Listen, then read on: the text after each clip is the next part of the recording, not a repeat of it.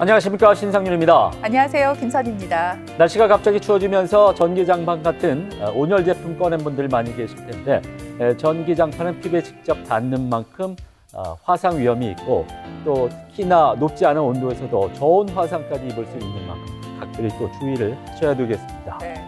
쌀쌀해질수록 핫팩 찾는 분들 많잖아요. 네. 근데 이 핫팩을 장시간 사용해도 화상의 위험이 있다고 합니다. 네. 핫팩을 붙일 때는 피부에 직접 닿지 않도록 옷 위에다 붙이시고요. 네. 여러 부위를 옮겨가면서 붙여야 한다는 거 기억해 두시기 바랍니다. 네. 네, 오늘도 우리 식구들하고 인사부터 나눌게요. 네, 두 분 어서 어서 오세요. 안녕하세요. 요즘 날씨가 너무 추워서 저도 잘 때 온수 매트 사용하고 있거든요. 그런데 이 온수 매트나 전기장판 사용하실 때 그 위에 요를 깔아서 사용하시는 게 좋고요. 그리고 왜 타이머 기능이 있잖아요, 매트에. 네. 타이머 기능을 사용을 하셔서 적정 시간이 지난 뒤에는 온도가 낮아질 수 있도록 설정을 해두시는 게 좋아요. 네, 온열 제품을 사용을 했는데 피부가 따갑고 간지럽다면 즉시 사용을 또 중단을 해야 합니다. 피부가 손상됐다는 신호일 수도 있거든요. 근데 거기다가 물집까지 잡혔다면 피부가 손상이 심한 정도일 수가 있습니다. 인위로 물집을 터뜨리지 마시고요. 빨리 병원에 가서 치료 잘 받으시기 바랍니다. 네, 네. 알겠습니다. 자, 그럼 TBC 클리닉 건강 365 오늘 순서 지금부터 시작하겠습니다. 기온이 뚝 떨어지면서 무릎 통증을 호소하는 사람이 늘고 있다. 실제로 기온이 내려가면 근육과 관절이 수축하고 경직되기 때문에 통증이 심해진다고. 무릎 질환은 다양하지만 그 가운데 가장 대표적인 게 퇴행성 관절염으로 65세 이상의 무려 80%가 앓고 있다고. 톡톡 건강 토크, 오늘은 퇴행성 관절염에 대해 알아보고 지긋지긋한 무릎 통증에서 벗어나자. 우리는 하루에도 수백 번씩 무릎을 굽혔다 피는 걸 반복합니다. 그렇다 보니까 무릎은 우리 몸의 거의 모든 무게를 지탱하고 있고, 그래서 무릎 통증을 호소하는 분들이 참 주변에 많이 계신 것도 같습니다. 네, 톡톡 건강 토크, 오늘은 날씨가 쌀쌀해질수록 증상이 심해지는 무릎 질환에 대해서 자세히 알아볼까 합니다. 네. 오늘 도움 말씀 주실 분 나와 계신데요. 네. 정형외과 전문의 김동후 대표 원장께서 나오셨습니다. 네. 안녕하십니까? 안녕하십니까? 반갑습니다. 그럼 먼저 3분 브리핑을 통해서 무릎이 좀 아픈 이유와 퇴행성 관절염은 어떤 질환인지, 또 무릎의 구조까지 함께 살펴보도록 하겠습니다. 원장님 부탁드리죠.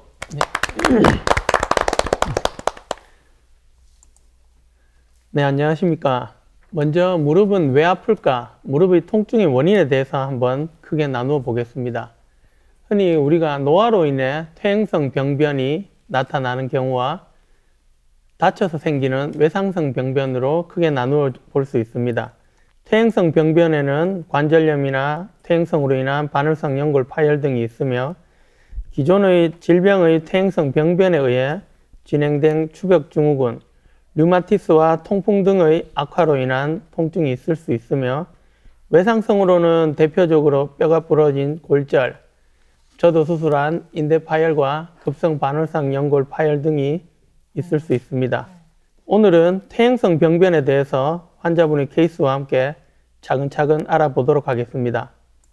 우리가 주위에서 쉽게 접할 수 있는 퇴행성 관절염, 특히 어르신들의 다리가 자꾸 휘어지고 O자 다리가 되면서 자꾸 물 생긴다라고 하는 퇴행성 관절염이란 것은 결국 많이 써서 무릎의 연골의 손상 또는 퇴행성 변화가 일어나서 관절을 이루는 인대와 뼈 등의 염증과 통증을 발생하게 하는 병입니다.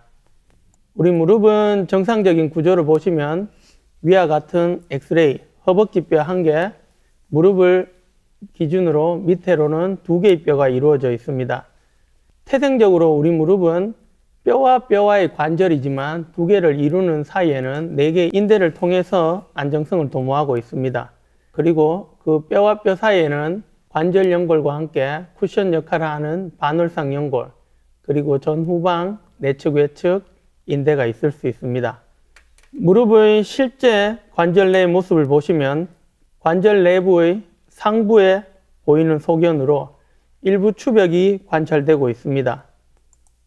내측 바늘상 연골과 관절막의 연결 부위이며, 이것을 조금 더 안쪽으로 오면 이것은 위에 허벅지뼈와 밑에 다리뼈가 보이며 그 중간으로 쿠션 역할을 하는 반월상 연골이 보입니다.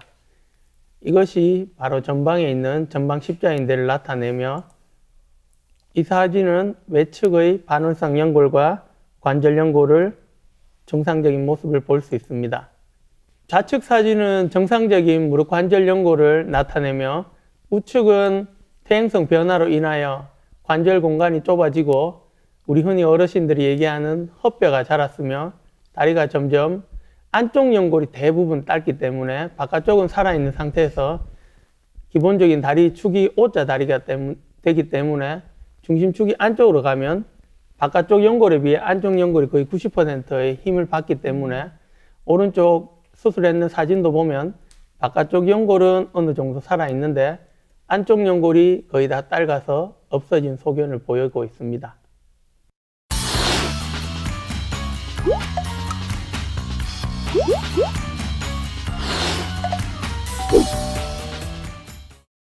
네, 이렇게 무릎 관절에 네. 대해서 먼저 살펴봤습니다. 네. 그렇다면 이 무릎 관절염이 생기는 원인은 뭘까요? 아무래도 이 몸무게가 많이 나가면 무릎이 지탱해야 하는 무게가 많이 나가기 때문에 힘들지 않을까 싶은데 이럴 때는 원장님 다이어트를 해야 되겠죠? 아, 네. 아주 좋은 말씀입니다. 우리가 무릎을 어떻게 보면은 되돌릴 수 있는 좋은 방법 중에 하나가 다시 태어나는 거고 두 번째로는 살을 빼는 게 또 좋은 방법입니다. 네. 그리고 관절염은 원발성 관절염과 2차성으로 다른 원인에 의한 관절염으로 두 개를 크게 나눌 수 있는데 흔히 제일 흔한 거는 노화로 인한 퇴행성 관절염, 특히 외측보다는 내측의 퇴행성 관절염이 있으며 말씀하셨듯이 비만, 그 다음에 많이 사용함으로 인해서 스트레스가 증가해서 관절 연골이 마모되는 경우가 있고 희한하게 여자분에서 더 흔히 발생하는 경향입니다.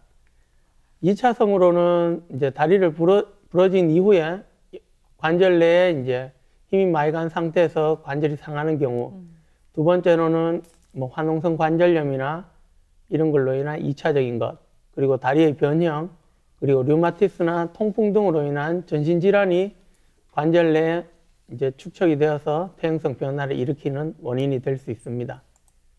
우리 무릎 퇴행성 관절염의 주요 증상을 보시면 이 우측의 엑스레이와 같이 오른쪽 무릎은 기본적으로 1차성 관절염을 볼 수 있지만 좌측 무릎은 하지, 그래 허벅지뼈 말고 무릎 밑에 다리뼈가 아주 오래전에 골절이 있은 이후에 이상하게 붙어서 다리 모양이 좀 더 O자 다리가 있습니다.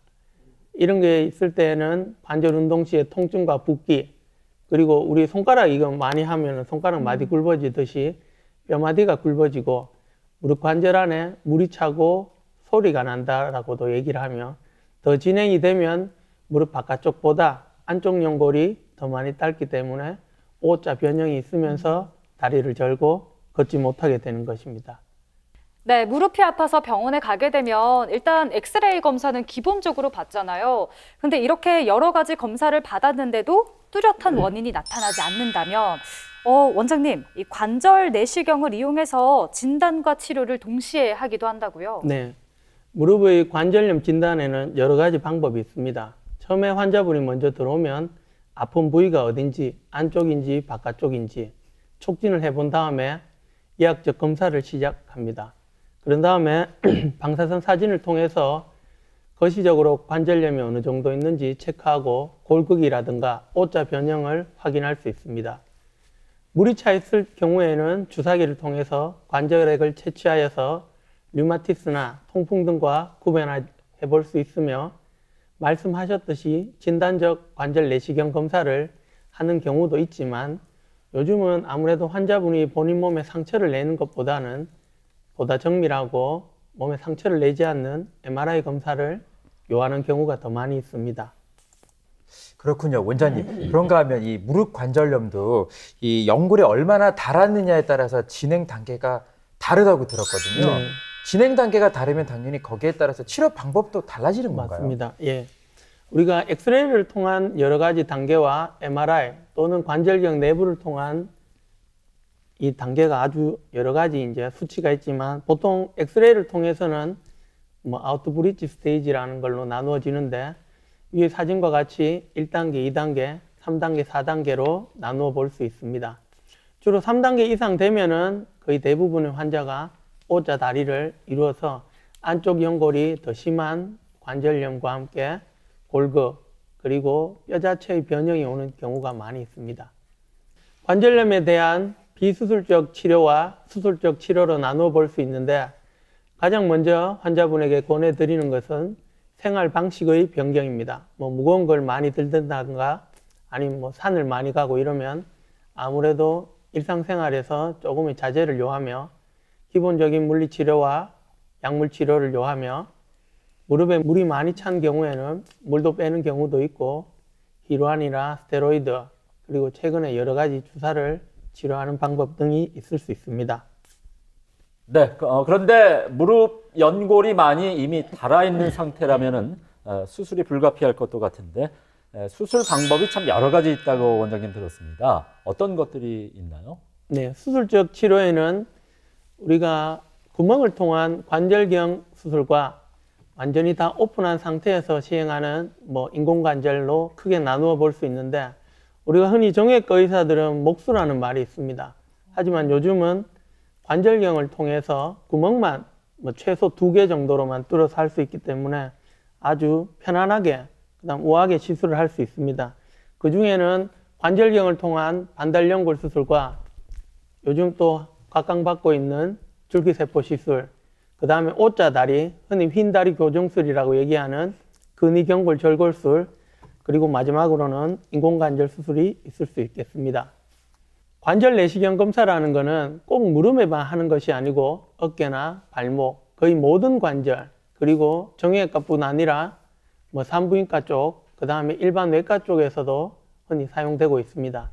MRI에 비해 연골 상태를 좀 더 정확하게 알 수 있으며 거기에 대한 동영상 또는 사진을 찍어서 환자 및 보호자에게 관절 내부를 직접 설명할 수 있어서 아주 좋아합니다. 관절경의 장점으로는 일단은 진단이 정확성이 있습니다. 그리고 그 진단을 하면서 바로 치료가 가능하다는 것과 입원 기간의 단축, 그 다음에 재활 기간이 아무래도 짧으면서 합병증이 적습니다. 그리고 사진과 같이 무릎뿐 아니라 어깨, 발목에도 다 적용할 수 있습니다. 그리고 관절경에 사용되는 여러 가지 기구들은 보시는 것과 같이 카메라뿐 아니라 탐색자, 그 다음에 여러 가위라든가 카메라는 보통은 30도를 많이 사용하는데 블라인드 포션이 보이지 않을 때는 70도라든가 여러 가지 각도를 사용해서 더 넓은 범위의 관찰이 가능하게 됩니다. 그리고 무릎 관절경의 적응증에는 흔히 스포츠 손상, 그 다음 외상성으로 인한 반월상 연골 파열이라든가 전방 또는 후방 십자인대 파열, 제가 전방 십자인대 파열을 3번 수술을 당해봤기 때문에 거기에 대한 여러 가지 노하우들이 아주 많이 있습니다. 그리고 급성 연골 손상 또는 만성 연골 손상일 때도 치료할 수 있으며 관절 내 골절일 때도 관절 내의 정렬을 제대로 맞출 때도 사용할 수 있습니다. 그리고 퇴행성 관절염, 그리고 다른 우리 몸의 전체적인 질환에 의한 활액막 질환, 그리고 화농성 관절염과 결핵성 관절염과 같은 감염성 질환에도 무릎 관절경을 통해서 치료할 수 있습니다. 그리고 MRI 상으로는 판독이 힘든 경우 우리가 흔히 이유 없는 통증에 있어서도 무릎 관절경의 적응증이 되며 여러 가지 연골 자체의 손상을 확인할 뿐 아니라 십자인대 파열의 정도가 50% 이상일 때는 재건술이 필요할 걸로 생각이 됩니다. 이 환자의 증례를 한번 보면서 우리가 관절경을 하면서 어떤 게 좋을까 한번 생각해 보도록 하겠습니다. 77세 여자분으로서 어르신이 갑작스럽게 오른쪽 무릎의 통증을 호소하였습니다. 오른쪽과 왼쪽, 뒤에서 그대로 환자분이 서 있을 때 찍은 사진이라고 보시면 되고, 오른쪽 뼈가 이제 밑에 다리는 뼈가 2개인데 2개 중에 작은 뼈가 무릎의 바깥쪽, 큰 뼈가 무릎의 안쪽입니다. 그리고 바깥쪽에 비해 안쪽의 두께가 조금 좁은데 아우트그레이드, 아까 했는 관절염으로는 한 3단계 정도 관찰할 수 있습니다. 근데 이분이 MR을 찍었는 사진을 보면 이 왼쪽 위에 화살표 있는 부분 보면 이 연골이 되게 많이 짧아있는 소견이 볼 수 있습니다. 이 부분이 어디냐면 오른쪽 모형에서와 같이 위에 허벅지 뼈의 관절 부분을 나타냅니다. 옆에서 찍은 사진 보면 연골이 짧았으면서 관절 자체에 바늘상 연골이 파열이 있습니다. 근데 이분은 이제 관절경 했는 사진을 보면 왼쪽 밑에는 바깥쪽 연골을 보여주고 있습니다. 허벅지와 밑에 다리뼈 사이에 바늘상 연골 상대적으로 아주 안정적으로 이쁘게 잘 자리 잡고 있는데 조금만 더 이제 안쪽으로 가보면 희한하게 중간에 뭔가로 계속 까레피는 흔적이 있습니다. 보면은 연골이 정상적인 곳과 옆에 것이 왜 이렇게 국소적으로 되었을까? 그 이유를 살펴보면 바로 밑에 이 쿠션 역할하는 바늘상 연골이 오랫동안 찢어진 상태에서 계속 관절을 깔았기 때문에 이런 관절이 손상이 보이고 있습니다. 이런 분들은 정말 안타까운 분이십니다. 연세에 비해 되게 튼튼한 관절을 가지고 있는데 이렇게 국소적으로만 있는 경우에는 이분이 만약에 저를 빨리 찾아왔다라면 이렇게 손상이 많이 되지 않았을 걸로 생각이 됩니다.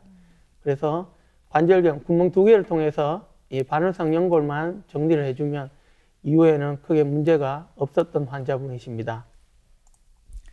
네, 또 네. 사실 무릎 연골은 혈관이 없기 때문에 한번 손상을 받으면 재생되기가 힘들잖아요. 네. 하지만 줄기세포로는 재생이 가능하다고 들었습니다. 얼마 전 또 히디크 감독도 우리나라에서 줄기세포 치료를 받은 걸로 알고 있는데 원장님, 뭐 아직까지 대중화되진 않았지만 주목을 받고 있는 치료라고요. 이 줄기세포란 것은 어디로 분화가 될지를 모른다고 생각하시면 됩니다. 우리가 처음 받는 알이 있는데 이게 달그의 알인지 타조의 알인지를 모르고 깨어나 봐야지 아는 것과 같이 여러 가지로 분열이 다 가능한 세포라고 보시면 됩니다. 그 중에 이제 연골로 분화가 될 수 있는 세포를 얘기하고 여기에는 크게 종류가 자기 거를 사용하는 방법과 남의 거를 사용하는 방법으로 크게 나눌 수 있는데 비맥이라는 것은 자기 몸에 있는 골반뼈에서 골수를 채취한 다음에 원심분리기로 돌려서 농축하여 관절에 손상이 있는 부위에 이제 도포를 하는 경우입니다. 적응증으로는 상대적으로 젊은 분과 외상이나 박리성 골염 크기가 한 2에서 10제곱센티미터의 환자분에 사용하며 무릎뿐 아니라 우리 발목이라든가 다른 관절에도 적용될 수 있지만 본인의 골수 채취가 우리 줄기세포 수가 개개인에 따라 차이가 있기 때문에 약간의 제한이 있으며 그 골수를 채취했는 부위의 통증이라든가 그걸로 인해 이제 본인이 부담을 갖는 경우가 꽤 많이 있습니다. 거기에 비해 이제 상품화되어 나오는 제대열율의 중간엽 줄기세포인 카티스템이라는 것은 태아탯줄에서 간엽 줄기세포를 분리, 배양한 후에 결손된 연골 부위에 이식하여 재생을 도모할 수 있도록 개발된 세포 치료제입니다. 카티스템이라는 이제 제품을 사용하고 연골을 재생시킨 다음에 아직까지 제가 치료한 환자 중에 인공관절로 갖는 환자분은 아직 없는 상태이며 이 시술은 보통 미세천공술 또는 휜다리 교정술과 같이 시행하는 경우도 있습니다. 이 환자분을 보시면은 아까 분과 다르게 연골이 거의 전체적으로 마모된 소견을 보일 수 있습니다. 그래서 오른쪽과 같이 구멍을 뚫는 이런 게 속에 있는 골수가 나오게 하는 미세 천공술이고 천공술을 한 다음에 여기에다가 카티스템을 도포하고 1년 후에 연골이 재생된 소견을 관찰할 수 있습니다. 철원 씨 그거 알고 있어요? 인공관절은 뭐 평생 영원히 쓸 수 있는 게 아니라 평균적으로 10년에서 15년 정도만 쓸 수 있다고 해요. 아, 그럼요. 들어봤죠. 네, 그렇군요. 근데요, 만약에 그러면 환갑에 인공관절 수술을 받았어요. 그러면 75살쯤 되면은 인공관절 수술을 다시 받아야 하잖아요. 근데 재수술은 또 굉장히 참 쉽지가 않은데 원장님, 비교적 젊은 나이에 무릎 연골이 다 닳았다. 그러면 인공관절 수술을 받는 것 말고 또 다른 방법은 없을까요? 우리나라뿐 아니라 세계적으로 거의 대부분의 환자가 안쪽 무릎 연골의 손상으로 인해 이제 인공관절을 하거나 무릎이 이제 통증을 일으키는데 다리 그게 이제 O자 다리, 내반 변형이 있으나 비교적 젊은 환자에서 인공관절을 치환술을 할 수 없는 경우에 O자 다리 교정술, 흔히 근위경골 절골술을 통하여 정상적인 다리 축을 회복함으로써 안쪽의 힘의 균형이 바깥쪽으로 나누어 가게 합니다. 이런 경우에 아까 캤는 이제 줄기세포를 함께 치료하는 경우가 많습니다. 이분이 55세 여자분으로서 좌측 무릎 내측부 통증을 호소하여 내원하였습니다. 양쪽 모두 O자 다리를 이제 관찰할 수 있으나 우측은 큰 증상이 없고 좌측의 안쪽이 통증을 일으켰는데 MRI 보시면 MRI에서는 우리 몸이 이 영상에서는 다 까만색이 정상이라고 보시면 됩니다. 뼈도 까맣고 인대도 까맣고 다 까매야 되는데 안쪽에는 제일 안쪽에 뼈가 뽀얗게 보이는 이 부분이 연골이 다 딸가서 서로 맞부딪히니까 뼈가 부었는 사진입니다. 뼈가 부으면 그걸로 인한 통증이 나타나는 걸로 이분은 이제 근위경골 무릎 관절의 바로 밑에 뼈에서 이렇게 안쪽을 벌리면은 바깥쪽은 그 상태로 있으면서 안쪽이 늘어나는 효과로 인해 이 O자 다리가 약간의 X자 다리 또는 일자 다리로 변화를 통해서 안쪽으로 오는 힘이 바깥쪽으로 더 많이 쓰도록 해서 안쪽 연골을 보호하게 되는 것입니다. 그런가 하면 원장님, 무릎 연골이 다 닳았어요. 이때는 인공관절 수술을 받아야 되잖아요. 네. 그런데 환자 입장에서는 또 인공관절 수술을 받는다는 게 부담스러울 수도 있잖아요. 인공관절 수술 괜찮을까요? 결국은 마지막으로 선택할 수 있는 게 이제 인공관절인데 예후가 그렇게 나쁘지는 않습니다. 거의 90% 이상의 성공률을 보이고 제가 수술한 환자 중에 아직까지는 욕을 먹는 경우가 크게 없기 때문에 심한 퇴행성 관절염에서 관절이 딸가서 도저히 다른 방법으로 할 수 없는 경우, 특히 이제 연세가 있는 분들에게는 인공관절이 아주 좋은 수술로 볼 수 있습니다. 보행 시에 통증을 없애주면서 무릎 운동 범위를 확보해주며 다리 변형도 정상적인 정렬을 이루게 할 수 있는 것이 인공관절입니다. 모형과 같이 위에 허벅지뼈와 밑에 다리뼈의 짧은 부분을 이제 절골한 다음에 이제 임플란트를 삽입하는 방법을 통해서 인공관절을 시행합니다. 이 환자분은 69세 남자분으로서 양 무릎의 통증을 통해서 내원하였습니다. 오른쪽, 왼쪽, 양쪽 다 이제 안쪽 무릎이 딸갖는 소견을 보이며 약간의 O자 다리를 보이면 아까 얘기했는 4단계의 퇴행성 관절염을 볼 수 있습니다. 이 환자분은 양쪽 모두 인공관절을 통해서 양쪽 다리가 일자로 잘 교정된 소견을 보입니다. 사실 이런 1차적인 인공관절이 제가 제일 사랑하는 수술 중에 하나입니다. 사실 다 오픈해서 수술하기 때문에 크게 큰 부담도 없고 이제 수술 시간도 그렇게 오래 걸리지 않음으로써 1차적인 인공관절이 제일 우리가 쉽게 접할 수 있는 수술이고, 이제 이후에 다른 환자 케이스를 보시면은 한 15년 정도 전에 우측 무릎, 좌측 무릎에 인공관절을 시행했던 분이십니다. 근데 보면 우측 다리와 좌측 다리를 비교해 보시면 좌측 다리는 무릎 사이 연골이 일정하게 균형을 이루고 있는데 정면의 사진을 보시면은 뭔가 삐끗합니다. 근데 옆에서 사진을 보니까 대퇴골, 허벅지뼈는 괜찮으신데 밑에 다리뼈, 특히 뒤쪽이 녹아서 이제 뼈가 내려앉은 겁니다. 그래서 이제 무릎이 흔들리면서 통증을 일으키는 환자분이십니다. 이런 경우에는 어떻게든 이 관절면을 높이를 맞춰 줘야 되고, 그리고 대퇴골은 지금 보시면은 거의 정상적인 모양이기 때문에 대퇴골은 만지지 않고 밑에 허벅지뼈 밑에만 만져서 이분을 정상적인 정렬을 이루는 게 제일 중요한 걸로 생각이 됩니다. 그래서 이분은 이제 예전에 사용하는 기구를 대퇴골 쪽에 기구는 만지지 않고 하부 쪽에 이전에 있었던 부위만 메탈 블럭이라는 특수한 기구를 이용해서 인공관절 재치환술을 시행하였습니다. 그래서 뒤쪽 보면은 뼈이식과 함께 메탈 블럭을 이용하여 정상적인 정렬을 보이며, 이제 서서 찍었는 사진을 보면 오른쪽 왼쪽 그리고 오른쪽 왼쪽 사진이 보시면 정상적으로 관절 공간이 일정해진 소견을 볼 수 있습니다.